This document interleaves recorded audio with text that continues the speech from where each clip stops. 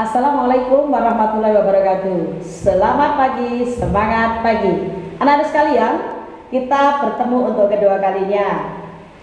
Pada hari ini kita akan mempelajari tentang IPA pada materi yang pertama adalah cara menggunakan alat ukur dan yang kedua adalah cara mengkonversi satuan sistem internasional satu ke dalam satuan sistem internasional yang lain.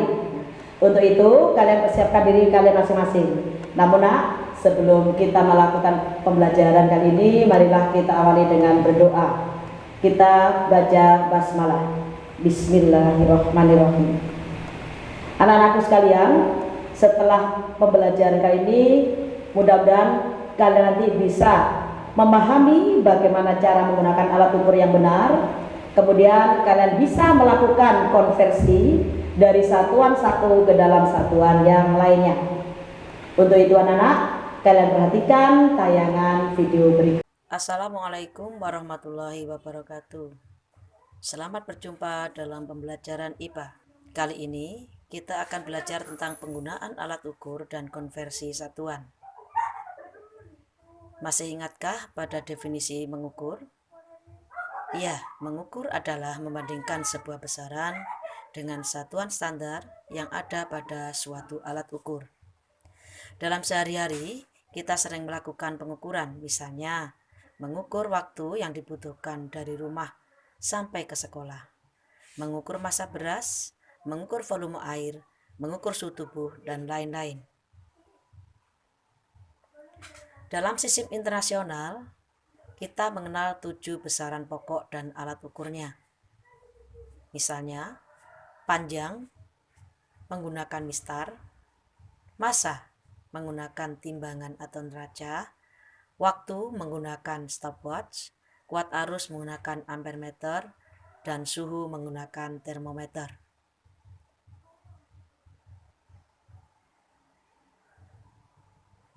Alat ukur panjang dan konversi satuan panjang. Satuan panjang bisa dikonversikan dari satuan satu ke satuan yang lain. Misalnya, pada tayangan ini kita melihat bahwa satuan panjang mulai dari kilometer, hektometer, dekameter, meter, desimeter, sentimeter, dan milimeter. Pada skala satuan panjang ini, kita bisa mengkonversikan setiap turun satu tangga, maka akan dikalikan 10, dan setiap naik satu tangga, maka akan dibagi dengan 10. Misalnya, 1 kilometer dijadikan atau dikonversikan ke dalam hektometer, maka akan dikalikan 10 sehingga 1 kilometer sama dengan 10 hektometer. 1 kilometer kalau dikonversikan ke dalam meter, maka akan dikalikan 1000 sehingga 1 kilometer menjadi 1000 meter. 1 meter bisa dikonversikan ke dalam dekameter dengan cara dibagi 10 karena naik satu tingkat sehingga 1 meter menjadi 0,1 dekameter. 1 meter bisa dikonversikan ke dalam kilometer dengan cara dibagi 1000 sehingga 1 meter menjadi 0,001 kilometer. Alat ukur untuk besaran panjang. Yang pertama, mistar. Anak-anak, kalian sudah sering menggunakan mistar dalam kehidupan sehari-hari, misalnya dalam pembelajaran matematika, IPA, dan juga digunakan untuk mengukur benda-benda yang lain dalam keseharian. Mistar memiliki satuan panjang cm dan sampai pada 0,1 cm. Ya. Jadi satuannya yang dalam umum itu adalah cm. Namun ada juga sampai pada milimeter. Skala yang besar ini adalah sentimeter, sedangkan skala yang kecil-kecil menunjukkan milimeter. Satu strip ini, yang kecil ini menunjukkan 1 mm atau 0,1 cm. Nah, Kalau kita lihat dari pengukuran ini, lihat benda yang biru ini adalah benda yang kita ukur. Kita letakkan benda biru ini berimpit dengan mistar sebagai alat ukurnya. Pada ujung benda yang satu, kita tepatkan pada angka 0 atau skala 0. Kemudian kita lihat sampai pada ujung yang kedua, sampai di mana ujung itu berakhir. Pada hasil pengukuran benda ini, maka menunjukkan angka yang pertama, menunjukkan angka 2,5 cm.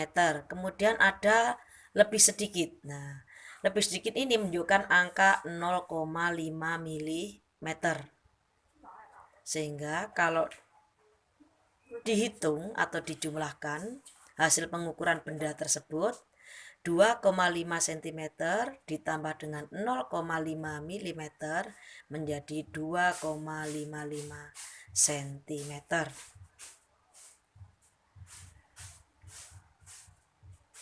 Alat ukur yang berikutnya untuk besaran pokok panjang adalah jangka sorong. Anak-anak, jangka sorong ini digunakan untuk mengukur benda yang ukurannya lebih kecil, yang tidak bisa diukur dengan menggunakan mistar. Pada jangka sorong ini ada dua skala yang harus kamu ingat. Yang atas ini adalah skala utama. Skala utama ini menggunakan satuan cm. Kemudian skala yang bawah ini dinamakan skala nonius dengan menggunakan satuan milimeter. Nah, yang bawah ini, lihat gambar yang bawah ini, cara kita membaca skala dalam jangka sorong. Mula-mula, perhatikan skala nonius yang berhimpit dengan salah satu skala utama. Skala nonius yang bawah yang berhimpit dengan skala utama yang ada di atas. Sudah? Kalian perhatikan dulu? Ya.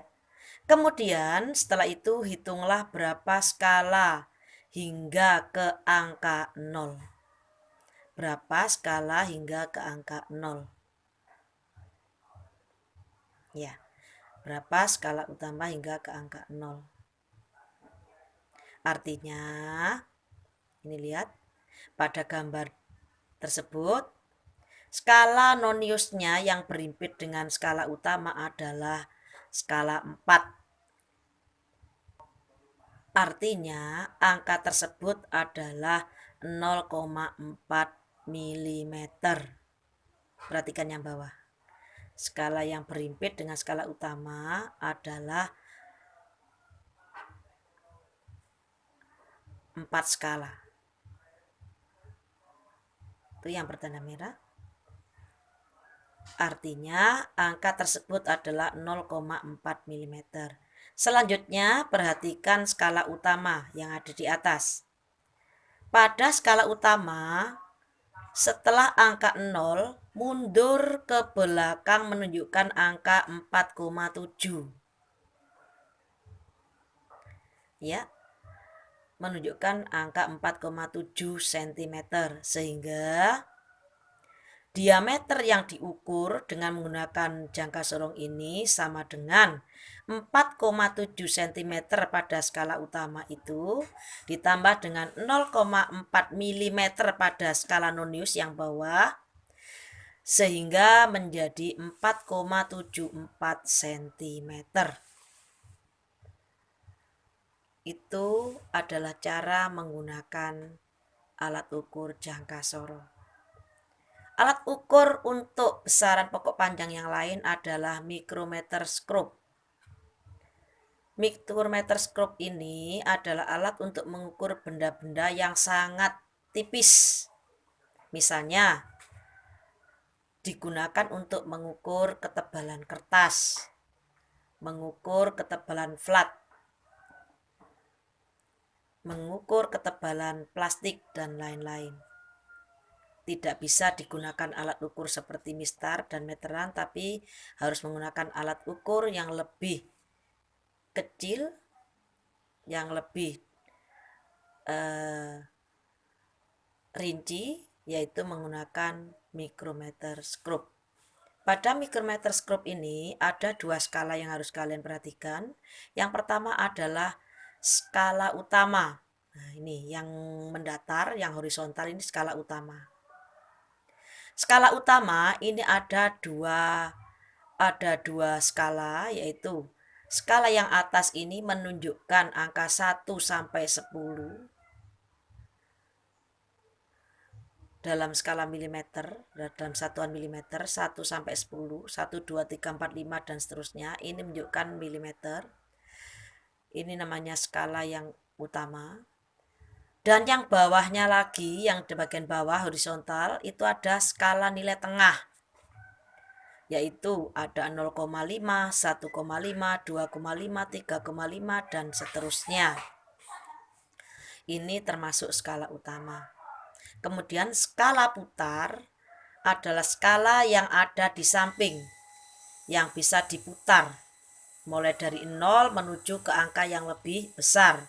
Skala putar ini mulai dari 1 sampai dengan 50, di mana 50 ini adalah berimpit dengan angka 0.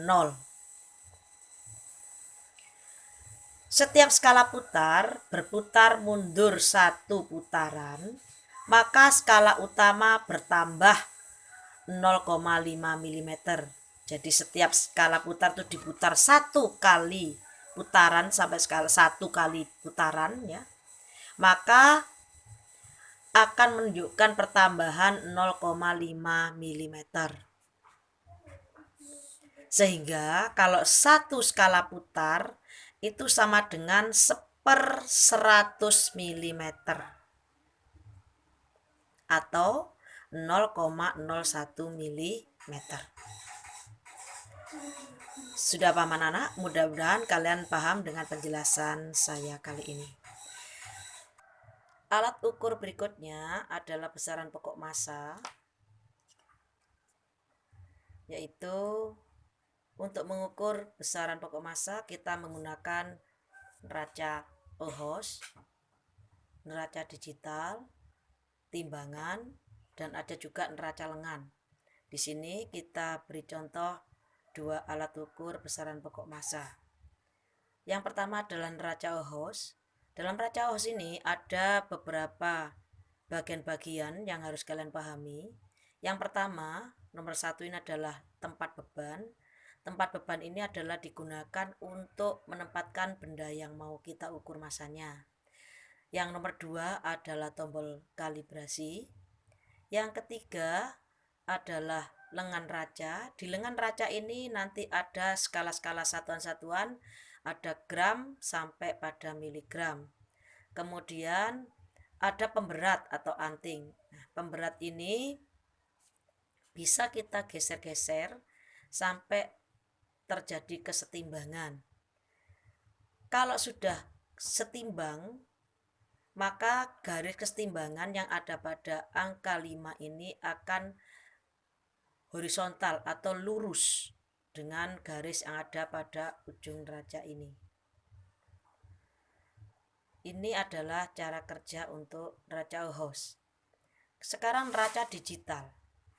Neraca digital itu lebih mudah penggunaannya dibanding dengan neraca Ohs, karena neraca digital dilengkapi dengan layar yang menunjukkan satuan berat satuan massa yang akan diukur. Jadi di neraca digital ini dilengkapi dengan monitor atau layar yang menunjukkan massa dari benda yang diukur, dan di atas adalah tempat beban di mana benda yang akan diukur diletakkan pada tempat beban ini.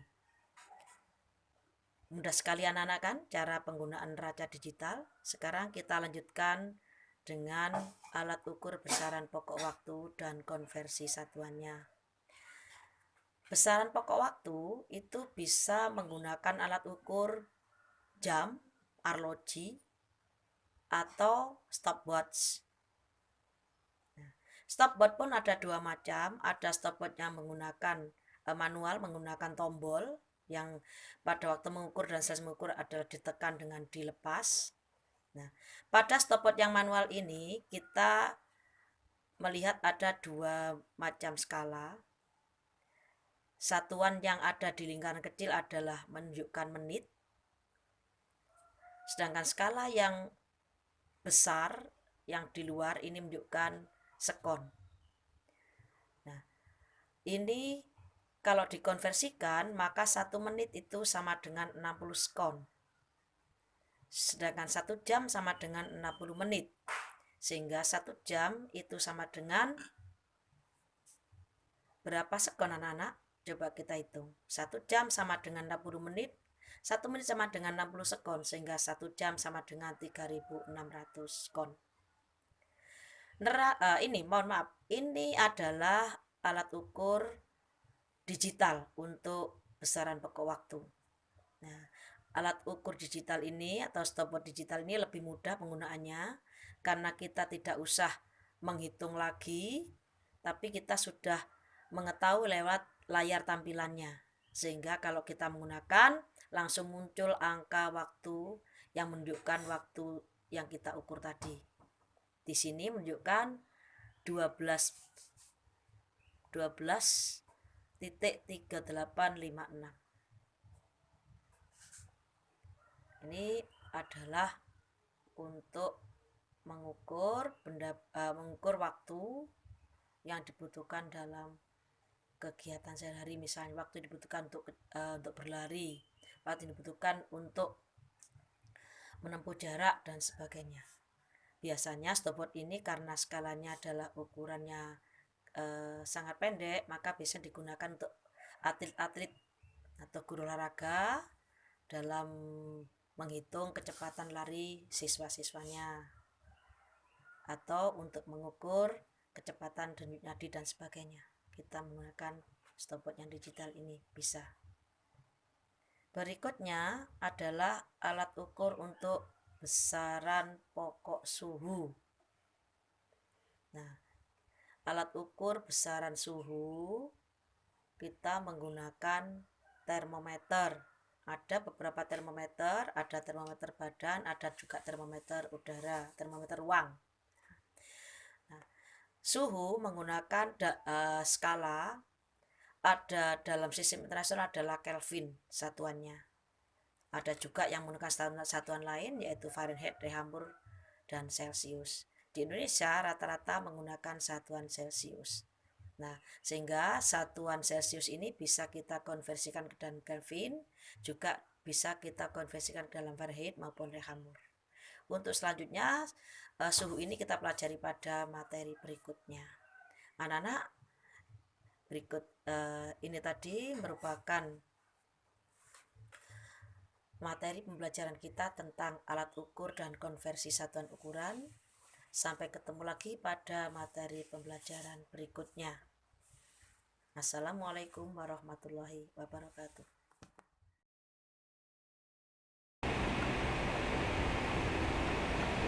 Anak-anak, setelah kalian mempelajari tentang video pembelajaran tadi, untuk lebih jelasnya dan lebih memahami, mendalami materi ini, nanti kalian kerjakan tugas yang akan saya berikan berikut ini.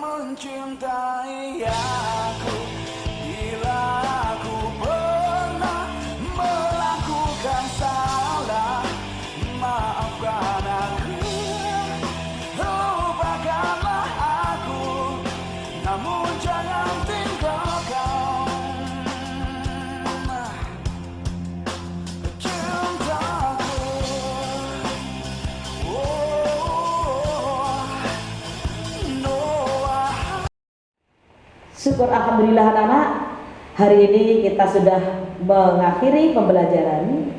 Dan jangan lupa tugas-tugas yang sudah saya berikan tadi kerjakan di buku tugas masing-masing. Kerjakan sebaik-baiknya. Kemudian jangan lupa beri nama, kelas, dan nomor absen. Kemudian foto tugas itu dan kirimkan foto tugas kalian itu ke guru pengajar masing-masing melalui WhatsApp.